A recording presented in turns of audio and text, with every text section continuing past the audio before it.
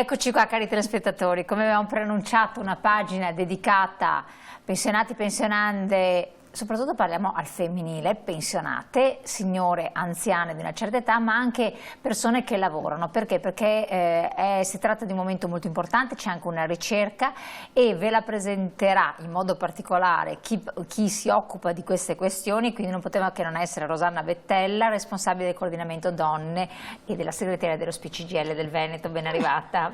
Salve, buongiorno a tutte e a tutti. Allora, io di me farò una rivoluzione, diciamo che è il titolo, la copertina di lancio di una, non è anche un'assemblea, è un'assemblea che poi è stato anche un approfondimento, un convegno che avete, eccolo qua, vediamo insieme, che si è svolto di recente, no? Due giorni.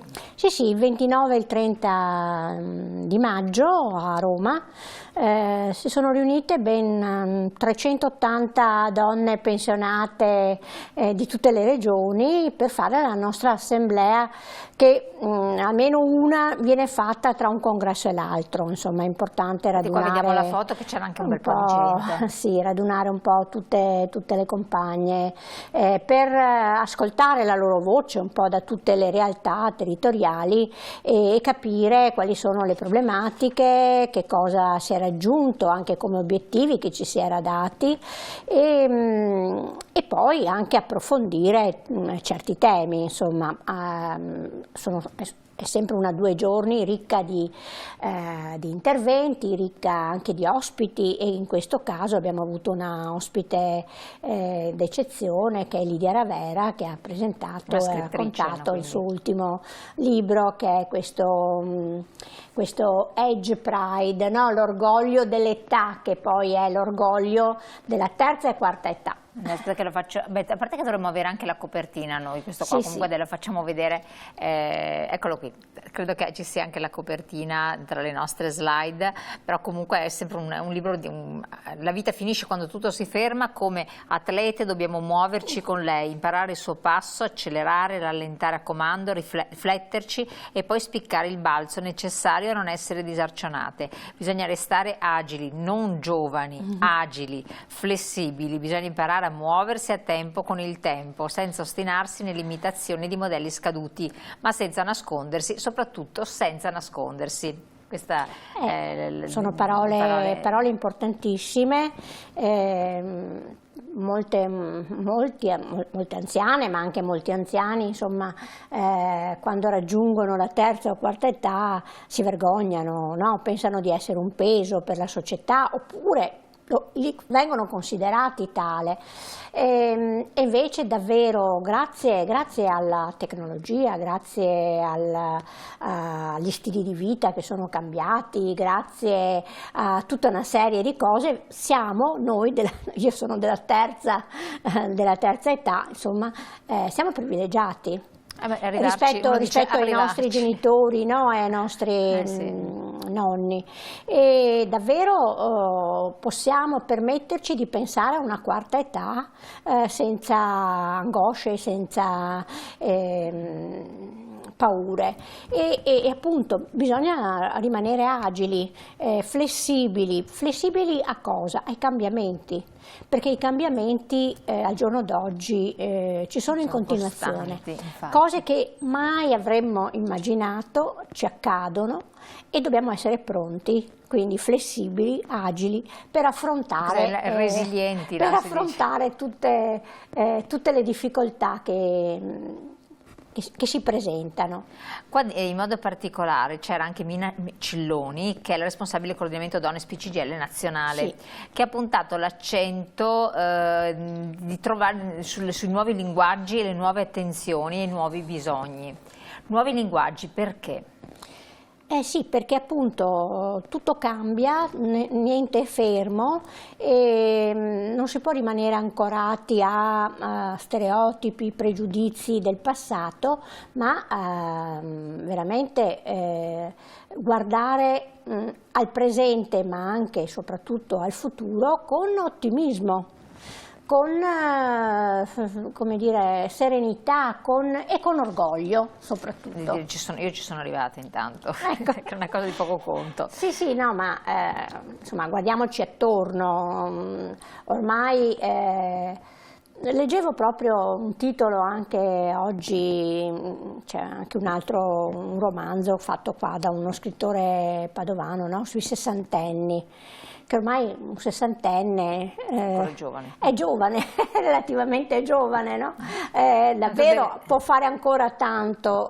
Deve ancora lavorare per un po' di anni, tra l'altro, piccolo particolare, quindi penso che debbano farsene una ragione. Sì, sì, no, ma comunque, e guardate, soltanto 20-30 anni fa era impensabile, no?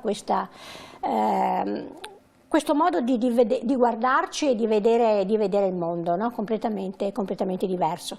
E dobbiamo prenderne atto soprattutto perché c'è una crisi demografica incredibile, nascono pochissimi bambini e appunto la terza e la quarta età sempre più abbondante, perché noi poi apparteniamo ai boomers, no? Quella generazione numerosissima e quindi davvero se non stessimo bene in salute e se fossimo piegati dal peso degli anni e della vita sarebbe davvero un problema grosso per la società. Assolutamente. Voi avete puntato l'accento su questo aspetto, quindi anziani e anziane sempre più attivi, dinamici e presenti a se stessi, che è una cosa molto importante della propria vita, quindi fanno ancora dei progetti di vita. Però l'accento è anche andato sulle donne, sì. Perché ineluttabilmente devono tenere un ruolo importante nella società e alcune non lo fanno con grande piacere, perché ci si aprono dei versanti. Da un lato la responsabilità ancora di carattere familiare, perché tanti boomers, come dice giustamente lei, hanno anche i genitori ancora più anziani, sì. E guarda caso sono proprio le donne che se ne devono occupare, sì. Hanno in carico eventualmente dei nipoti per aiutare i figli e poi hanno situazioni a volte familiari, dinamiche di coppia, mancanza di rispetto per mentalità che non si sono e che tanto non si scardinano quanto si capisce. Sì, sì, perché siamo intrisi di una cultura ancora molto tradizionalista, fissa nei ruoli maschio-femmina e quindi il lavoro di cura è un lavoro appannaggio, si può dire, esclusivo delle donne e si fa fatica, davvero molta fatica a parlare di condivisione nella coppia genitoriale, nella coppia affettiva, rispetto al fatto che invece ci sia un dominio e una subordinazione. Dobbiamo sempre più... Esatto, però è difficile farlo quando le persone hanno una certa età. Cioè è possibile farlo finché uno è giovane, come modello educativo diverso, però farlo con un coetaneo che magari ha 70 anni o 65, insomma... Sì, è vero, è chiaro che abitudini consolidate fanno un po' fatica a togliersi, però guardate, ci siamo resi conto, e i dati parlano chiaro, che sono in aumento le separazioni o divorzi a una certa età, quando i figli sono fuori di casa, sono autonomi, allora siccome c'è sempre più consapevolezza dei diritti delle donne, le donne si ribellano, le donne non ci stanno, probabilmente vogliono vivere gli anni che restano, insomma, in maniera diversa, più serena, più tranquilla. E dopo è vero che il lavoro di cura c'è, perché allungandosi la vita delle persone ed avendo un welfare che ancora non affronta in toto questi problemi, come dire, non si fa carico, ecco, del problema della cronicità, degli anziani non autosufficienti, e il peso ricade, però io mi sento di dire adesso ricade sulle famiglie, ecco, non solo ed esclusivamente sulle donne, perché ripeto, le donne hanno cominciato anche a ribellarsi, un po' come a ribellarsi anche al ruolo statico e fermo della nonna che bada ai nipoti, no? Quell'immagine un po' oleografica che abbiamo introiettato negli anni, perché così erano i nostri nonni, ma non necessariamente. Non è più così, e quindi dobbiamo, anche come donne, ma anche come coppie, come famiglie, come donne e uomini, pretendere davvero che ci sia un welfare che aiuta a far figli, aiuta a farli crescere bene e non che tutto ricada sulle spalle di familiari magari più anziani e che tutto ricada dentro le famiglie stesse. Infatti, insomma, assolutamente ecco. sì. L'altra cosa che è emersa è che voi avete condotto nel tempo tante, dopo torniamo sugli aspetti della donna, tante battaglie, qua riguarda sempre le donne, tante battaglie passate. Siccome il tempo è passato, avete acquisito anche dei diritti, delle posizioni, basti citare soltanto l'aborto e tante altre ancora, tante libertà acquisite che però si vanno dimenticando, e quindi avete anche la responsabilità sociale di trasmettere il testimone, far ricordare che queste conquiste sociali, che sono un po' come quelle dei lavoratori, no?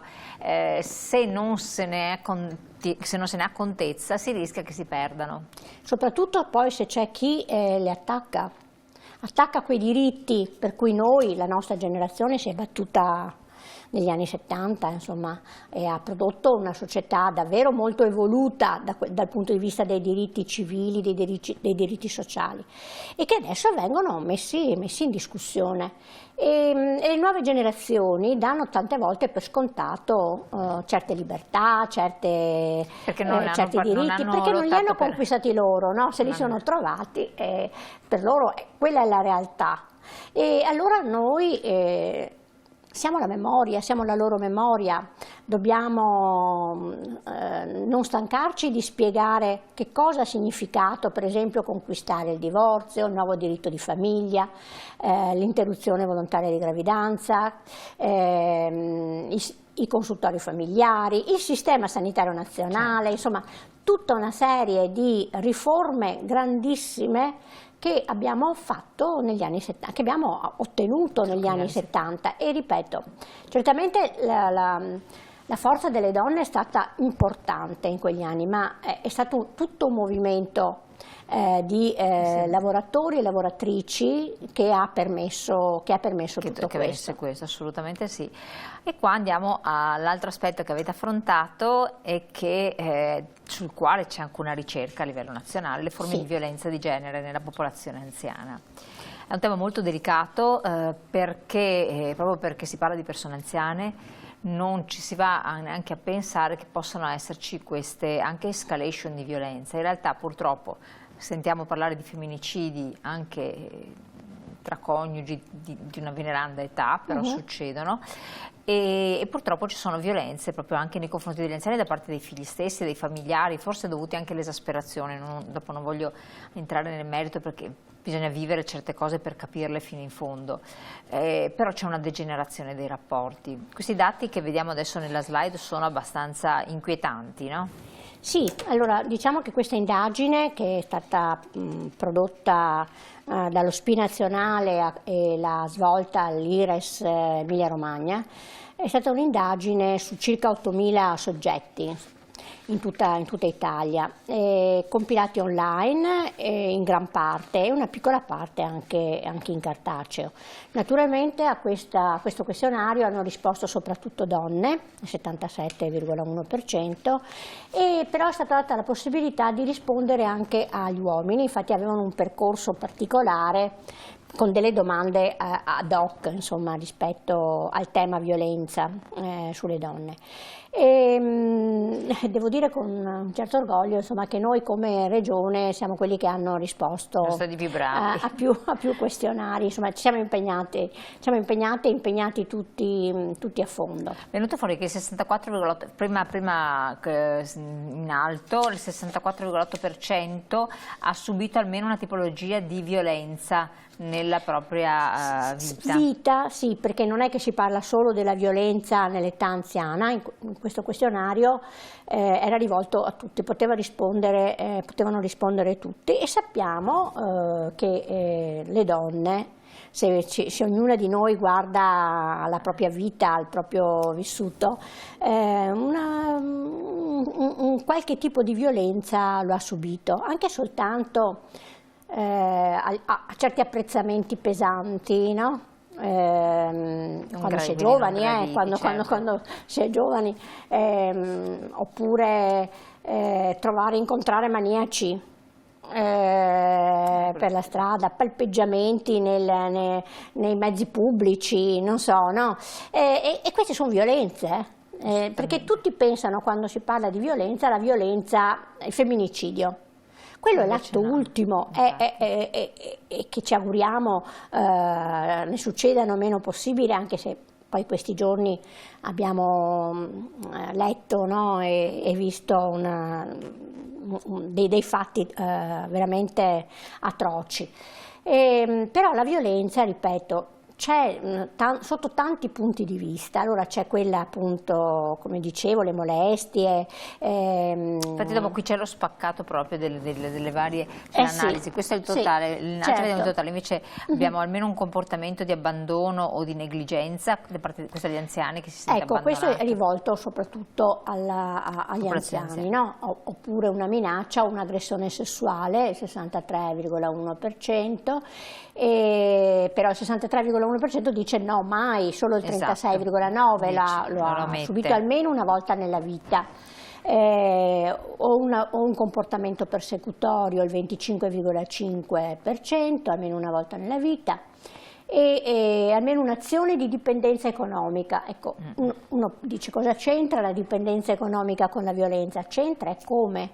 Perché nel momento in cui in una coppia c'è questa disparità, no, di potere sotto forma della gestione dei soldi, chiaramente è violenza. La donna, se è vessata da un marito violento, come fa a staccarsi e abbandonare se non ha un lavoro, se non ha una propria autonomia?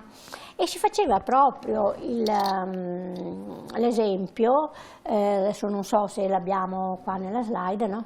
Quante donne, qual è la percentuale di donne che hanno un loro conto corrente? O un loro libretto postale, certo.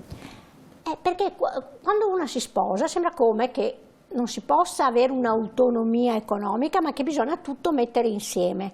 Ma questo mettere insieme in certe situazioni e in certi disequilibri di coppia crea solo dipendenza. Certo, assolutamente sì, molto. Ed è molto più difficile poi affrontare se ci sono, appunto, violenze, se ci sono maltrattamenti, se ci sono situazioni pesanti. Certo. Poi avete già analizzato, oltre a questo che meriterebbero appunto delle analisi molto approfondite, peraltro le avete anche fatte, supportate anche da persone esperte. Si è parlato di ageismo, la forma di pregiudizio e discriminazione di una persona in base all'età anagrafica, ed esiste anche questo. E anche qui vediamo delle percentuali interessanti. Qual è il grado di accordo verso le seguenti affermazioni? Avete chiesto, lo leggo perché così magari chi ci ascolta può essere coinvolto. La somma di molto abbastanza d'accordo, insomma. Il 24,9% dice: l'hanno fatta sentire inadeguata nell'utilizzo di nuovi strumenti digitali, cioè cellulare, smartphone, WhatsApp, Facebook, navigatore, eccetera. E la maggior parte sono donne, 27%, uomini invece il 18,5%. Quindi questo far sentire inadeguato può essere pesante. Sì, quindi sono le donne che subiscono maggiormente il pregiudizio, la discriminazione in base all'età, no? L'uomo si fa forte, l'uomo simula, l'uomo non so, se la cava, come diciamo, no? Mentre le donne sono quelle senz'altro più indifese da questo punto di vista. L'altra, parlavamo appunto di conto corrente, eccetera, comunque di aspetti economici. L'hanno fatta sentire un costo e un peso per la società nel dibattito pubblico, nei mezzi di comunicazione, giornali, dibattiti televisivi. Risponde sì, mi hanno fatto sentire un costo, il 20,4% delle donne, e a fronte di un 18,2% di uomini. Comunque in genere tra uomini e donne abbiamo un buon 40%, quindi tanti si sono sentiti un peso, quindi è una cosa abbastanza pesante. Poi l'hanno fatta sentire un peso per le sue richieste in ambito medico, ospedaliero, poca attenzione alle sue esigenze, richieste di visite ritenute eccessive, sottovalutazione dei sintomi riportati. Donne dicono sì, mi sono sentito un peso per queste richieste, il 16,4%, gli uomini dicono sì per un 14,2% e anche qui arriviamo a oltre il 30%, insomma, quindi vuol dire che ci deve essere più attenzione anche nei confronti delle istanze da parte degli anziani. Per chiudere, l'hanno fatta sentire inadeguata rispetto al desiderio di seguire le sue passioni, aspirazioni, cura dell'aspetto personale, hobby, interessi. Donne dicono sì, è vero, 9,6%, uomini il 5,8%. Magari altri non hanno avuto neanche il coraggio di tirarle fuori certe cose, no? Quindi no, ma infatti lo diceva anche Lidia Ravera appunto nel suo intervento alla nostra assemblea.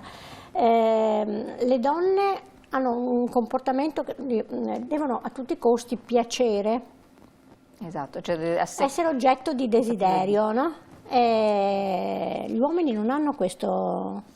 Infatti direi, vediamo, esatto, è molto bella questa cosa qua, perché vediamo la slide successiva che appunto ci dice la frase di Lidia Ravera in questo suo libro che vi abbiamo mostrato prima, Inventiamo una colazione autunno-inverno, insomma per tutte noi, in modo di reinventarci un nuovo modello perché non ci sono modelli precedenti, e da questo punto di vista è anche bello che ci possa essere questa opportunità. La slide ancora dopo riprende questa frase che diceva Rosanna Bettella: tutti gli uomini non se ne stanno lì tutti impennacchiati ad aspettare di essere scelti, scelgono, si comportano da soggetti di desiderio, impariamo anche noi. Quindi dice la scrittrice, diventiamo soggetto di desiderio, non oggetto di desiderio scaduto. È proprio vero, no? È proprio vero, e quindi anche qua lei faceva molto riferimento al fatto che molte di noi fanno di tutto per dimostrare di essere più giovani, no? senza accettarsi come si è, come è, no? E invece veramente la bellezza c'è in ogni età, c'è in ogni momento della vita e tante cose che possiamo comunque possono reinventare e costruire, assolutamente. Sì, certo. Allora, grazie Rosanna Bettella, perché aperto naturalmente avete aperto un tavolo di discussione importante.